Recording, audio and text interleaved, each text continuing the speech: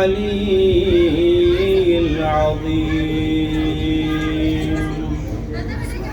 حسبنا الله ونعم الوكيل، نعم المولى ونعم النصير. أفوض أمري إلى الله، إن الله بصير بالعباد. ثم الصلاة والسلام على أشرف الأنبياء سيدنا ونبينا ومولانا بالقاسم محمد.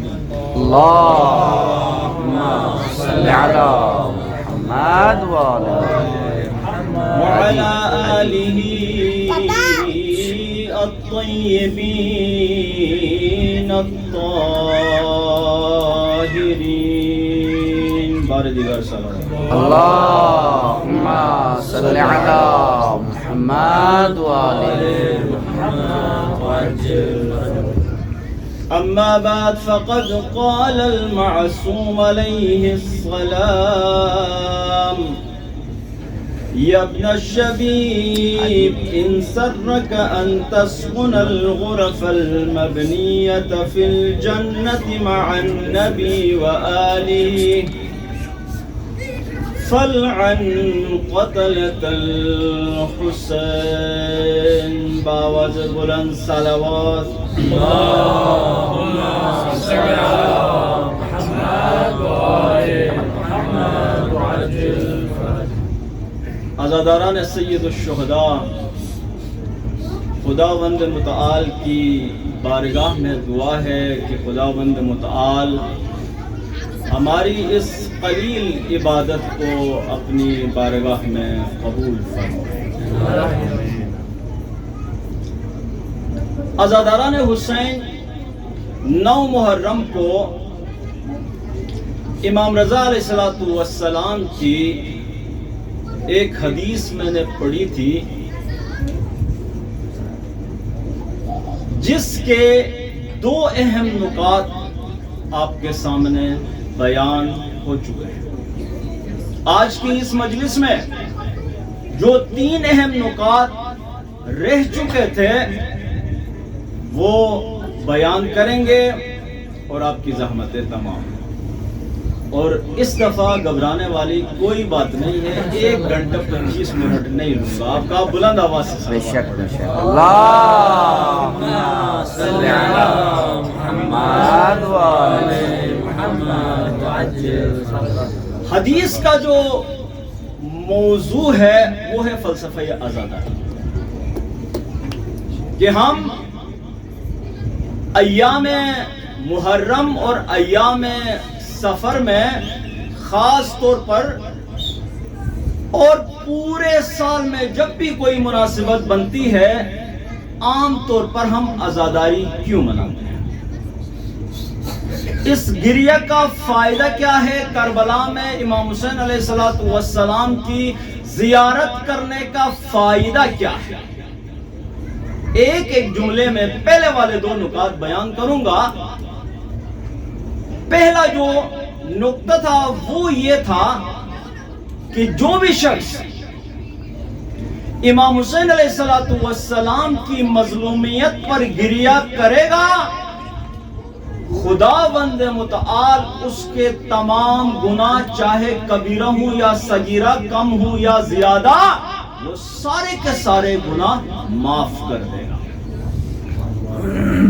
دوسرا نقطہ یہ تھا کہ جو بھی شخص کربلا میں امام حسین علیہ السلام کی زیارت کرے گا تو روز محشر وہ خداوند متعال سے اس حال میں ملے گا کہ اس کے کاندھوں پر کسی قسم کا بھی گناہ نہیں۔ تیسرا جو نقطہ جو ابھی میں نے بیان کیا، اس میں امام رضا علیہ الصلوۃ والسلام فرماتے ہیں یابن الشبیب ان سرک ان تسکن الغرف المبنیۃ فی الجنۃ مع النبی وآلہ علیہم السلام فلعن قتلۃ الحسین علیہ الصلوۃ والسلام۔ ابن شبیب، اگر تم یہ چاہتے ہو کہ تم جنت میں رسول خدا صلی اللہ علیہ وآلہ وسلم اور خاندان رسول خدا صلی اللہ علیہ وآلہ وسلم کی معیت میں رہو، ان کی ہمسائیگی میں رہو، تو بس ایک ہی کام کرنا، فلعن قتلۃ الحسین، تم حسین علیہ السلام کے جو قاتلین ہیں ان پر لعنت بھیجو۔ امام حسین علیہ السلام کے قاتلین پہ لعنت پوری طاقت کے ساتھ، امام حسین علیہ السلام کے قاتلین پہ لعنت۔ بس تیسرا جو نقطہ ہے اس کا خلاصہ یہ ہوا کہ اگر کوئی شخص جنت میں رسول خدا صلی اللہ علیہ وآلہ وسلم اور اس کی آل کی نیبرہڈ ہمسائیگی اور معیت میں رہنا چاہتا ہے تو وہ مسلسل جو قاتلین حسین علیہ السلام ہے ان پر لعنت بھیجے۔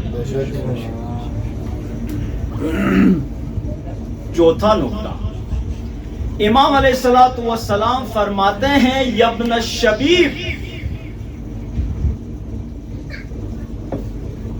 ان سرک ان یکون لک ثواب مثل ما لمن استشهد مع الحسین علیہ السلام فقل متى ما ذکرت یا لیتنی کنت معہم فافوز فوزا عظیما۔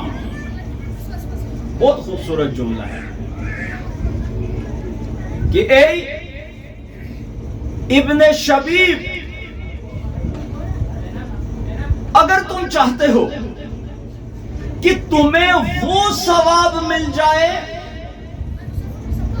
جو شہادت کے عظیم درجے پر فائز ہونے کی وجہ سے امام حسین علیہ السلام کی اولاد انصار اور اصحاب کو ملا ہے، تو پھر تم اپنی زندگی میں ہمیشہ یہ تمنا کرنا یا لیتنی کنت معہم،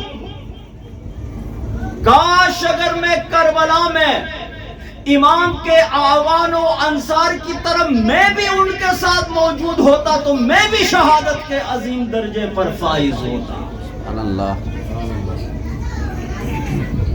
یہ اس حدیث کا چوتھا نقطہ تھا۔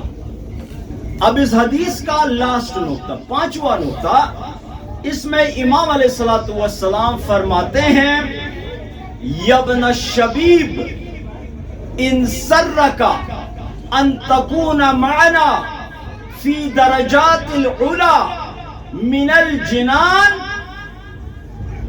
فحزن لحزننا وافرح لفرحنا وعلیک بولایتنا۔ سبحان اللہ۔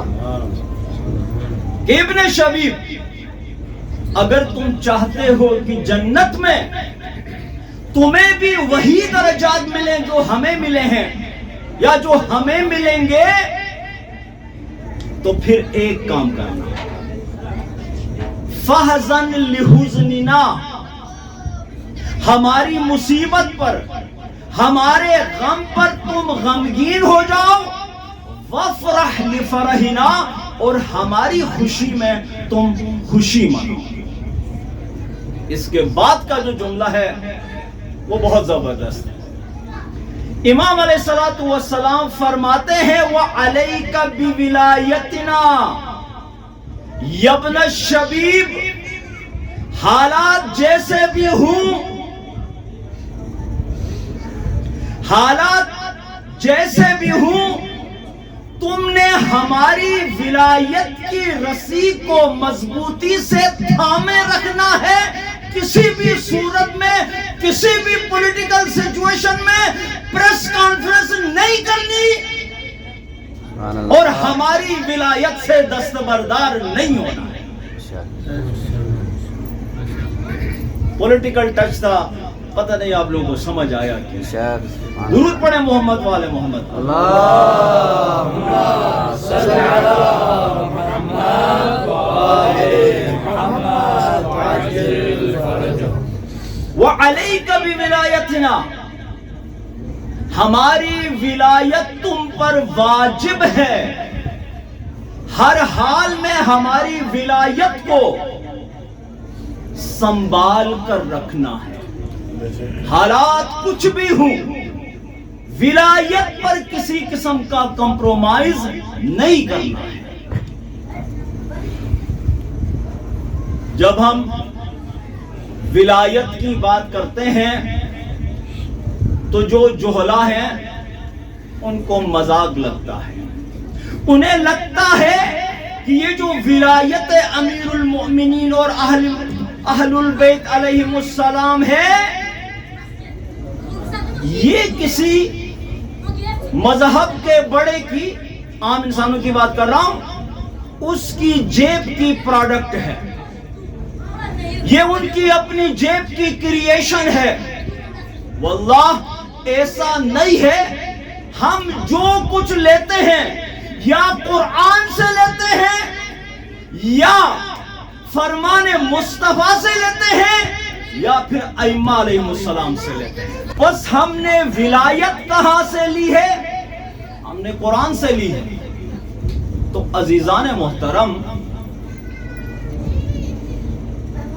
جب محرم شروع ہوتا ہے پاکستان میں جو یزیدی عناصر ہیں، میری بات غور سے سنیں، جب محرم شروع ہوتا ہے پاکستان میں خاص طور پر اور پوری دنیا میں عام طور پر جو یزیدی عناصر ہیں، جو استکباری عناصر ہیں، جو استعماری عناصر ہیں، ان کے پیٹ میں مروڑ اٹھنا شروع ہو جاتے ہیں۔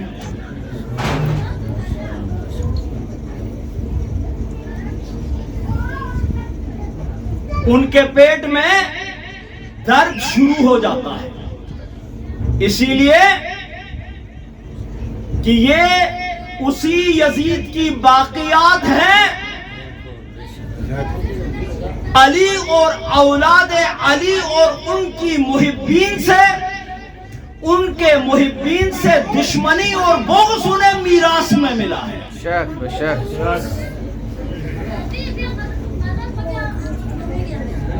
اس دفعہ آپ لوگوں نے دیکھا گلگت بلتستان کی سرزمین میں علم کا ایشو کھڑا ہوا۔ زمین ہماری، زمین ہماری، پہاڑ ہمارے، دریا ہمارے، دلوں پر حکومت حسین کی، دلوں پر حکومت غازی علمدار کی، کوئی پولیٹیکل ایشو بھی نہیں ہے، فرقواریت کا بھی کوئی ایشو نہیں ہے۔ گلگت بلتستان کی قوم اب باشعور ہو چکی ہے، اپنی سیاسی بصیرت کا استعمال کر کے 75 سالوں سے شیعہ سنی کو جو آپس میں لڑا رہے تھے، ہماری صفوں کے اندر جو کالی بیڑے گھس چکی تھی، اب شیعہ اور اہل سنت حسینی جوانوں نے یا بابصیرت افراد نے انہیں اپنی صفوں سے نکال کر باہر پھینک دیا ہے۔ سبحان اللہ، شک لیکن یاد رکھیں کہ ہر دور میں حسین کے مقابلے میں یزید بھی ہے، یزید کے مقابلے میں حسین بھی ہے۔ حالات جیسے بھی ہوں، یہ یزیدی عناصر ہر جگہ موجود ہوتے ہیں۔ محرم کی آمد کے ساتھ ساتھ، جیسے ابھی میں نے بولا، ان کے پیٹ میں مروڑ اٹھنا شروع ہو جاتے ہیں، یہ کنٹرول نہیں کر پاتے۔ یہ عزاداری کے جو مراسم ہیں ان پر انٹرفیئر کرتے ہیں، ان میں انٹرفیئر کرتے ہیں۔ مومنین جہاں علم لگانے کی کوشش کرتے ہیں وہاں پر یہ مداخلت کرتے ہیں۔ یہ سلسلہ رکنے والا نہیں ہے، یہ ہر دور میں رہے گا، لیکن بات وہی ہے کہ جو مومنین ہیں اور جو اہل سنت حسینی ہے، یہ ان کی ذمہ داری ہے کہ وہ دشمن شناس بنے اور دشمن کو اپنی صفوں سے نکال کر باہر پھینکے۔ ایک دفعہ بلند آواز سے صلوات پڑھیں۔ اللہم صلی علی محمد و آل محمد وعجل فرجهم۔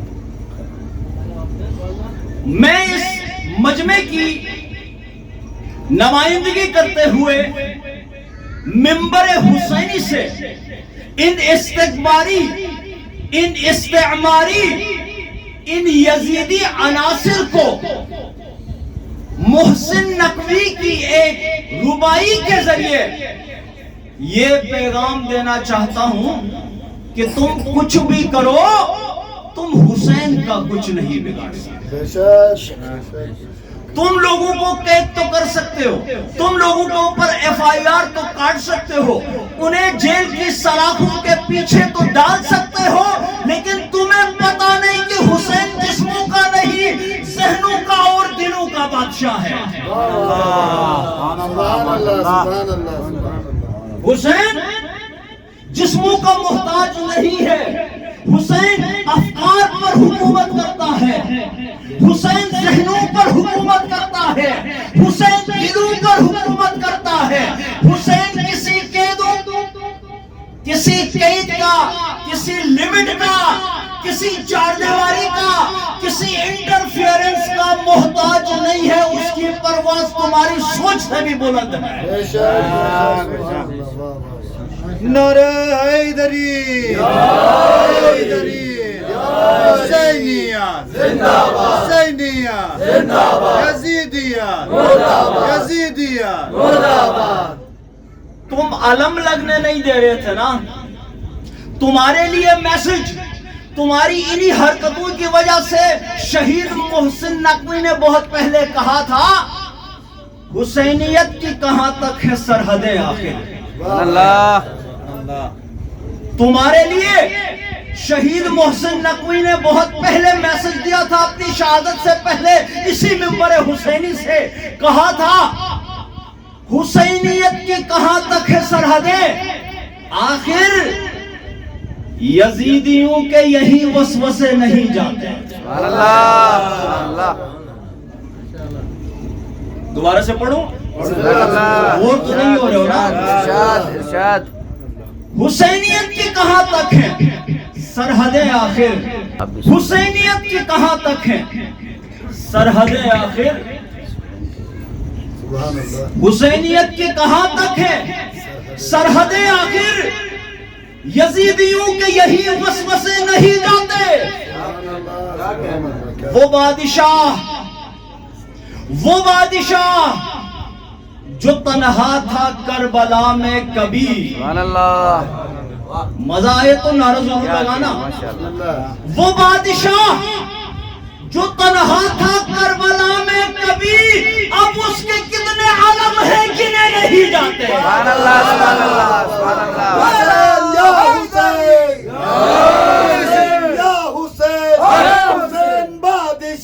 حسین انما حسین لا الہ حسین لا الہ حسین نے کہا حسین حق شہید حسین لا الہ حسین یا حسین حسین یا حسین حسین یا حسین نعرہ حیدری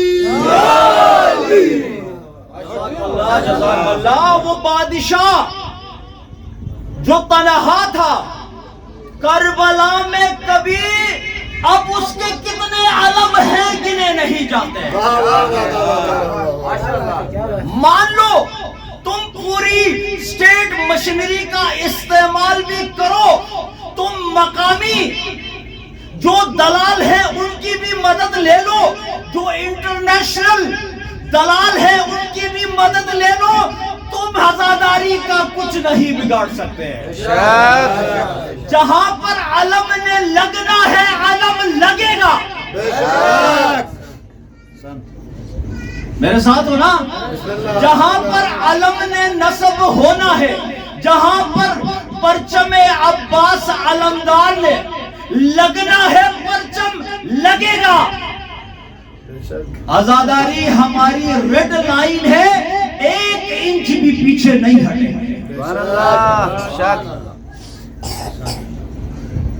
آپ سب کا تعلق گلگت بلتستان سے.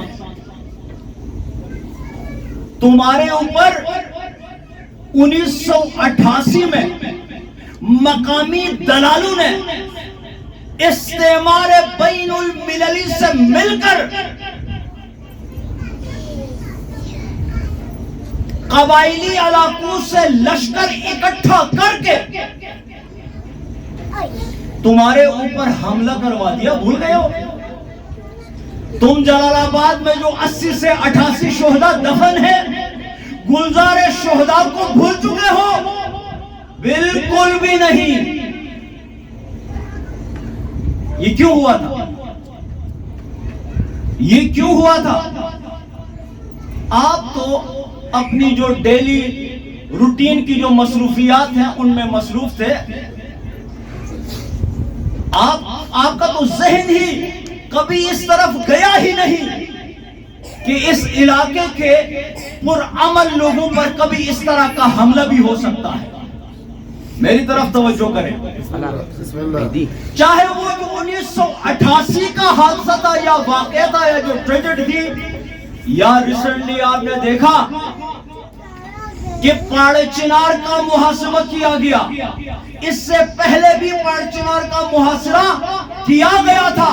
یہ دوسری دفعہ تھا. یزیدی جو عناصر تھے انہوں نے ناصبیت کا، خارجیت کا، استعماریت کا، استکباریت کا، یزیدیت کا مظاہرہ کرتے ہوئے 7 سے لے کے 8 سے لے تک میرے خیال میں 9 تھے یا 8 اساتذہ سے جو بچوں کو سکول میں پڑھا رہے تھے، سکول کے اندر گھس کر انہیں قتل کر دیا. جانتے ہو کیوں؟ تم جانتے ہو کیوں؟ تمہیں راستے میں بسوں سے اتار کر شناختی کارڈ چیک کر کے تمہیں گولیوں سے بھونا جاتا ہے، تمہیں مار دیا جاتا ہے. پتہ ہے کیوں؟ تمہارے جو جلوس ہیں آزاداری کے ان پر پتھراؤ ہوتا ہے. پتہ ہے کیوں؟ علم عباس کو کسی بھی طرح سے لگنے سے کہیں پر روکنے کی ہمیشہ کوششیں کی جاتی ہیں. کیوں؟ علیکم بولایتنا، اس لیے کہ تم ائمہ کی ولایت سے دستبردار ہونے کے لیے تیار نہیں ہو. دستبردار ہونے کے لیے تیار ہو؟ اونچی آواز میں بولے. کیا تم اہل بیت کی ولایت سے پریس کانفرنس کر کے دستبردار ہونے کے لیے تیار ہو؟ بالکل بھی نہیں. کسی بھی صورت میں ہم ولایت پر کمپرومائز کرنے کے لیے تیار نہیں ہے. بے شک.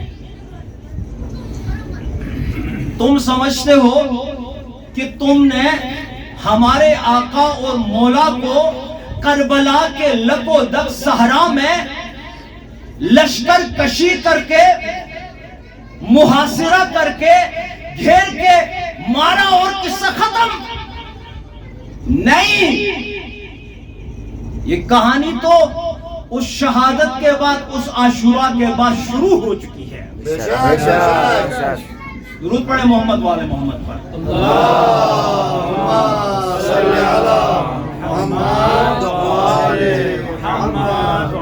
ये कहानी तो आशुरा के बाद शुरू हो चुकी है। तुम हमारे इमाम को, तुम रसूल खुदा के फर्जंद को, तुम जनाबे सैयदा के फर्जंद को, तुम अली मुर्तजा के फर्जंद को, तुम इमाम मुश्तबा के भाई को, तुम कुतुबे आलम इम्कान को, तुम महवरे हस्ती को, तुम वास्ते फैज़ इलाही को करबला के सहरा में यूं ही मार दोगे और हम खामोश रहेंगे? कभी नहीं। ये जवाब इधर से आना चाहिए था। कभी खामोश नहीं रहेंगे, इसलिए कि रसूल खुदा सल्लल्लाहु अलैहि वसल्लम ने फरमाया था, इन्ना लिल क़त्लिल हुसैनी हरारतन फी क़ुलूबिल मुमिनीना ला तब्रु अबदा, ला तब्रुदु अबदा। खुदा की कसम, मेरे फर्जंद हुसैन के कत्ल की वजह से ता क़यामत मोमिनीन के दिलों में एक ऐसी आग भड़क उठी है जो कभी खामोश नहीं होगी। इंशाअल्लाह, जज़ाकल्लाह। होगी खामोश? कभी नहीं होगी ये आग खामोश नहीं। हम गिरिया करते हैं, तकलीफ तुम्हें होती है। हम जुलूस निकालते हैं, तकलीफ तुम्हें होती है। हम हाथ अपने सीने पर मारते हैं, तकलीफ तुम्हें होती है। हम अपनी गाड़ी में नोह चलाते हैं, गाड़ी अपनी है, तकलीफ तुम्हें होती है। गली कूचे में जितना तुम्हारा बराबर हक है, उसी तरह हमारा भी बराबर हक है। जिस तरह तुम्हारा उस गली में तसर्रुफ करने का, उसे इस्तेमाल करने का हक है, हमारा भी उतना ही हक है। हमने तो आपको कभी नहीं रोका, फिर तुम्हारे पेट में मरोड़ क्यों उठ रहे हैं?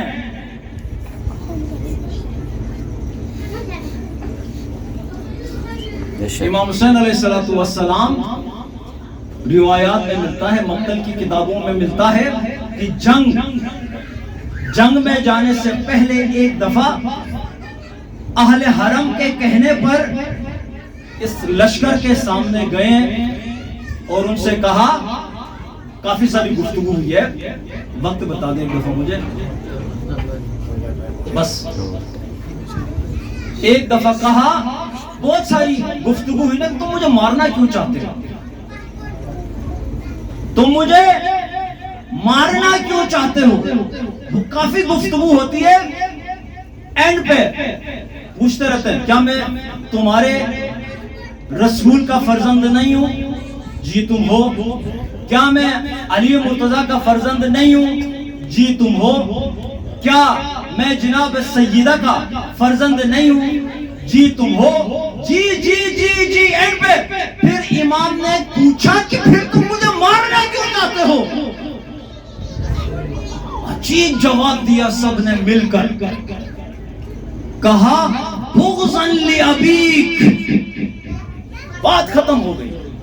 कहा बुग़्ज़न लि अबीक, हम तुम्हें मारना चाहते हैं तुम्हारे बाबा अली मुर्तजा के बुग़्ज़ और दुश्मनी में।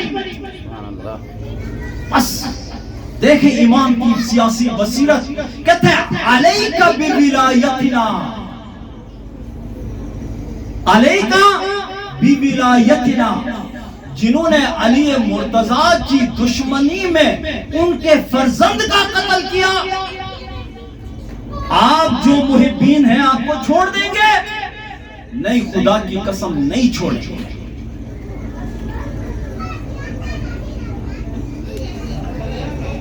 تم سمجھتے ہو آزاداری میں انٹرفیئر کر کے ہمیں آزاداری سے روکو گے، ہمیں گریہ کرنے سے روکو گے؟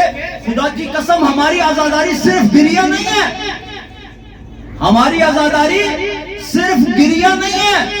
ہم امام پر صرف اس لیے نہیں روتے کہ بس ایک شخص کا قتل ہوا ہے، نہیں، خدا کی قسم اس لیے نہیں روتے، بلکہ ہم اس لیے روتے ہیں کہ کربلا میں جو جنگ ہوئی وہ اصل میں جنگ نہیں، وہ ظلم تھا۔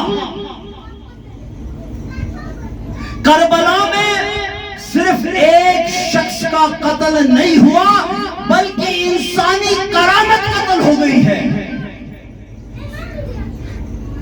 کربلا میں صرف ایک شخص کا قتل نہیں ہوا بلکہ ہیومن ویلیوز، انسانی اقدار قتل ہوئی ہیں۔ ہم اس لیے گریہ کرتے ہیں کربلا والوں پر کیونکہ کربلا میں ہیومن رائٹس کی بدترین پامالی اور وائلیشن ہوئی۔ دنیا کی کون سی جنگ ہے جس میں 6 ماہ کے بچے کو سیشوبت تیر سے ذبح کیا جاتا ہے؟ دنیا کی کون سی جنگ ہے جس میں 6 مہینے کا بچہ جسے دفن کیا گیا ہے اسے نیزہ مار کر دوبارہ سے شہید کیا جائے؟ ہم اس ظلم پر تو روتے ہیں۔ تم سمجھتے ہو تم روکو گے تو ہم رک جائیں گے؟ خدا کی قسم نہیں رکیں گے، اس لیے کہ سیدہ نے، جناب ثانیہ زہرا نے، جناب زینب نے یزید کے دربار میں، دمشق میں یزید کے دربار میں کھڑی ہو کر یزید کو مخاطب کر کے کہا تھا، یا یزید کد قیدک وسع سعیک وناصب جہدک واللہ لا تمحو ذکرنا ولا تمیت وحینا۔ سبحان اللہ، اللہ۔ بس مسائل کی طرف آ رہا ہوں۔ یزید، خدا کی قسم، یزید، خدا کی قسم، تم جتنی چالیں چلنا چاہتے ہو نا چلو، تم جتنی سازشیں کرنا چاہتے ہو نا کرو، تم ہمارے خلاف جتنی تبلیغات کرنا چاہتے ہو نا کرو، لیکن خدا کی قسم تم ہمارا ذکر کبھی نہیں ختم کر سکتے۔ وَلَا تَمْحُو ذکرنا، تم ہمارا ذکر کبھی نہیں مٹا سکتے، اسی لیے کہ ہم لوگوں کے دلوں پر حکومت کرتے ہیں، ذہنوں پر حکومت کرتے ہیں، افکار پر حکومت کرتے ہیں، لوگوں کے جسموں پر حکومت نہیں کرتے۔ سبحان اللہ۔ وَلَا تَمْحُو ذکرنا، تم جتنا زور لگا سکتے ہو لگاؤ، تم پوری اسٹیٹ مشینری تم نے استعمال کی ہے، اب بھی کر کے دیکھو۔ بلکہ میں یہ کہوں، اضافہ کروں اس میں کہ تمہارے جو آباء و اجداد تھے، بنو امیہ اور بنو عباس، ان کی حکومتیں 900 سالوں پر مشتمل رہی ہیں۔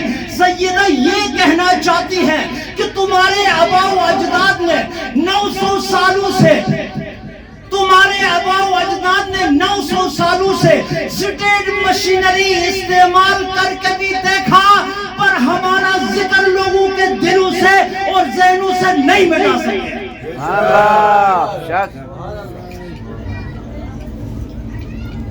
حدیث عشق دو باباس، کربلا و دمشق۔ حدیث عشق دو باباس، کربلا و دمشق، یکی حسین رقم کر دیگری زین۔ عزاداران حسین، 11 محرم کو جب یہ لٹا ہوا قافلہ کربلا سے چلانا، تو ایک سازش کے تحت اسارا کو قیدیوں کو رسول خدا کی شہزادیوں کو زہرائے مرضیہ کی شہزادیوں کو علی مرتضیٰ کی شہزادیوں کو پتہ ہے کہاں سے گزارا؟ گنج شہداء سے۔ ان کے کلیجے ظلم کر کر کے ابھی تھکے نہیں تھے۔ یہ سازشی عناصر ابھی تھکے نہیں تھے، یہ اور بھی مذاق اڑانا چاہتے تھے۔ عزاداران حسین انہوں نے اس لٹے ہوئے قافلے کو وہاں سے گزارا جہاں پر بے گور و کفن شہدائے کربلا کے بے کفن لاشیں پڑے۔ ایک دفعہ جناب سیدہ زینب سلام اللہ علیہا کی نظر پڑی اپنے بھائی کے بے غور و کفن لاشیں پر۔ کہاں سے نظر پڑی؟ اونٹ کی بلندی سے جب نظر پڑی تو جناب زینب نے اپنے آپ کو بھائی کے لاشے پر گرا دیا۔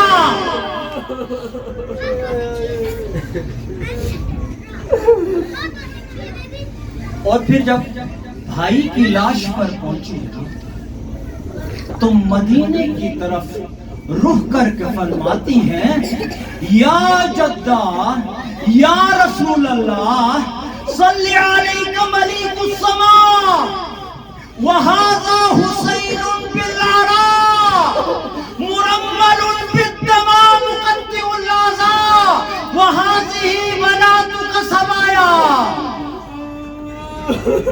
میرے نانا تم پر آسمان کے ملائکہ درود بھیجتے ہیں، ذرا ادھر آ جائیے، میرے حسین کو دیکھیے کس حال میں بے غور و کفن پڑا ہوا ہے۔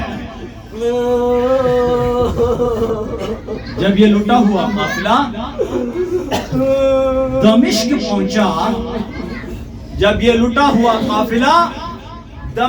پہنچا،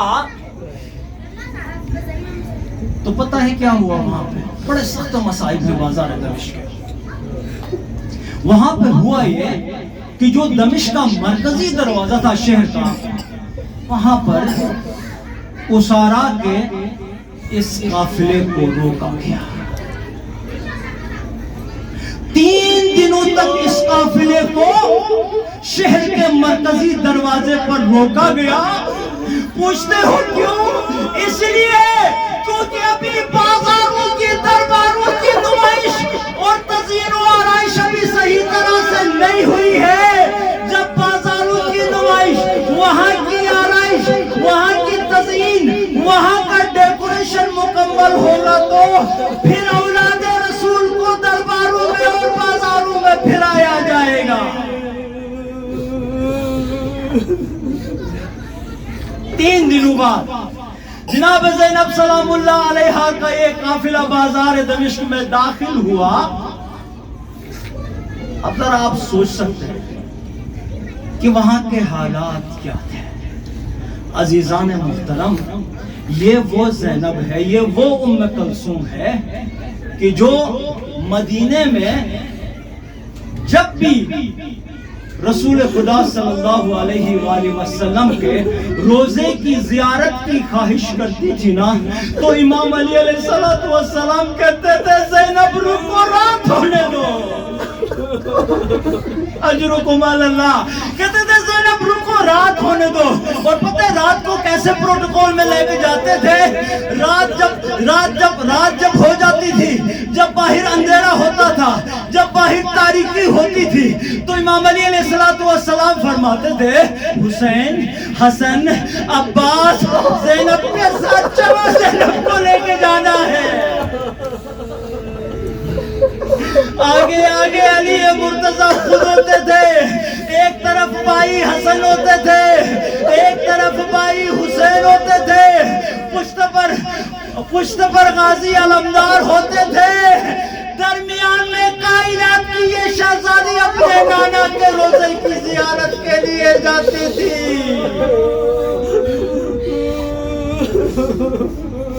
اب اس زینب کو لے کے آ گئے ہیں، اسیر کر کے کہا دمشق کے بازار میں، بس مصائب ختم۔ دمشق کے بازار میں دل دھرنے کی جگہ نہیں تھی، پاؤں رکھنے کی جگہ نہیں تھی، ہر طرف رقص و سرود، اور زہرا کی شہزادیاں بدون حجاب اسیروں کے قافلے میں جا رہی ہیں۔ ایک دفعہ ایک ضعیفہ نے چھت سے، کوٹھے سے، اپنے کوٹھے کی چھت سے دیکھا کہ کچھ اسیروں کو لایا جا رہا ہے، کچھ قیدیوں کو لایا جا رہا ہے۔ بس میں مصائب مختصر کر رہا ہوں، آخری چند جملے ہیں کہ کچھ اسیروں کو لایا جا رہا ہے۔ تو اس کے ذہن میں ایک چیز آئی، فوراً اپنے گھر کی چھت سے اتری، کچھ سامان لے کر، کچھ چادریں لے کر، کچھ کھانے پینے کا سامان لے کر فوراً آئی کس کے پاس؟ زینب کے پاس۔ وہ آ کر بولی میں آپ کے لیے، آپ کے سر ننگے، میں کچھ چادریں لے کر آئی ہوں، آپ سفر پہ رہے، میں کچھ کھانے پینے کی چیزیں لے کر آئی ہوں۔ جناب سیدہ نے کہا میں پوچھ سکتی ہوں یہ مہربانی ہم پر کیوں؟ تو یہ ضعیفہ کہتی ہے میں مدینے میں رہتی تھی، میری ایک شہزادی تھی، اس کا نام تھا سیدہ فاطمہ، اس کا نام تھا سیدہ فاطمہ۔ جب اس کی زندگی کے آخری لمحات تھے، میں نے ان سے کہا سیدہ شہزادی مجھے کوئی وصیت کرے۔